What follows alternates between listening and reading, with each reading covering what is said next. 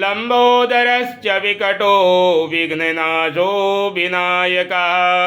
धूम्रकेतुर्गणाध्यक्षो बालचन्द्रो गजाननः दाजैदानि नामानि या पठे शृणुयादपि विद्यारम्भे विवाहे च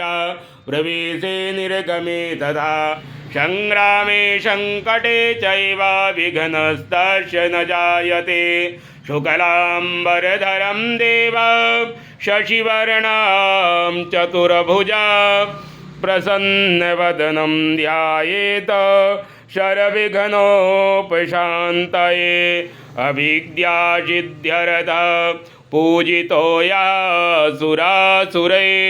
सर्वविघ्नहरस्तस्मै गणाधिपतये नमः।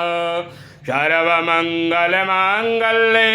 शिवे सर्वार्थसाधिके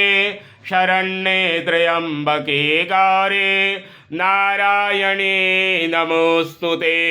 सर्वदा सर्वकार्येषु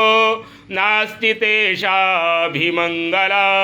तेषां हृदयस्थो भगवान् मंगलाय तनो हरे तदेव लग्नं सुदिनं तदेव